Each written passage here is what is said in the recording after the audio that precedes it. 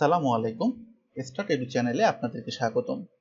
আজ আমরা starter drop command সম্পর্কে শিখব, যে কমান্ডের সাহায্যে আপনি ডেটাসেট থেকে ভেরিয়েবল বা অবজারভেশন খুব সহজেই বাদ দিতে পারবেন। কিভাবে করবেন চলুন তা শিখি। আমরা শুরুতেই ডেটাসেটটাকে একটু দেখে নিই।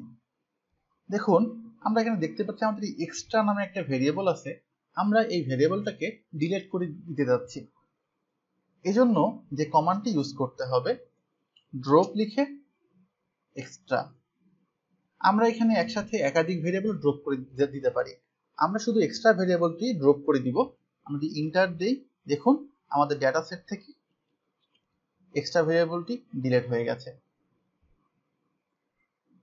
আমরা যদি চাই আমাদের ডেটা সেট থেকে যাদের বয়স 20 বছরের কম তারা এখান থেকে ডিলিট হয়ে যাবে, তাহলে যে কমান্ডটা আমরা ইউজ করব, ড্রপ ইফ কন্ডিশন এস, আমরা S variable less than equal to 20, অর্থাৎ যাদের বয়স 20 বছরের কম তারা ডেটা সেট থেকে ডিলিট হয়ে যাবে।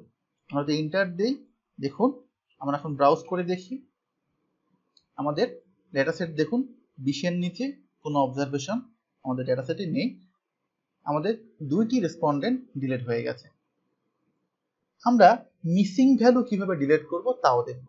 আমরা দেখুন এস ভেরিয়েবলের মধ্যে দুটি মিসিং ভ্যালু রয়েছে।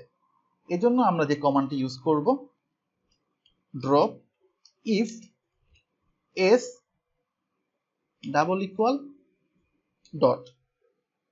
মনে রাখবেন, ইফ এর পর সবসময় ডাবল ইকুয়াল দিতে হয়, অর্থাৎ শুধু যদি ইকুয়াল আসে সেটা ডাবল দিতে হবে, এবং ডট অর্থাৎ স্ট্যাটা মিসিং ভ্যালু বোঝায়।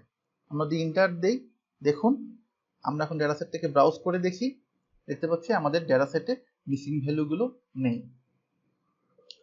আমরা যদি ডেটা সেট থেকে কোনো নির্দিষ্ট অবজারভেশন ডিলিট করতে চাই, ধরুন আমরা এই 7 নাম্বার অবজারভেশনটি ডিলিট করে দিব, তাহলে কিভাবে করতে পারি? ওই একইভাবে ড্রপ ইফ, আমরা 7 নাম্বার অবজারভেশন ডিলিট করব, ইফ এর পর সবসময় ডাবল ইকুয়াল দিতে হয়। আমরা 7 নাম্বার অবজারভেশন ডিলিট করব, ইন্টার দিলাম।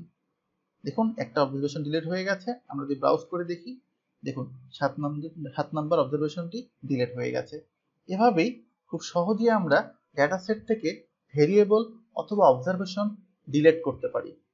তবে একটা বিষয় সতর্ক থাকবেন, কোনো ভেরিয়েবল বা অবজারভেশন ডিলিট হয়ে গেলে তা আর আনডু করা যায় না। এক্ষেত্রে আপনার ডেটা সেটটাকে আগেই কোনো নিরাপদ স্থানে রেখে দিতে পারেন, অথবা একটা কপি করে সেখানে কাজ করতে পারেন। ধন্যবাদ সবাইকে।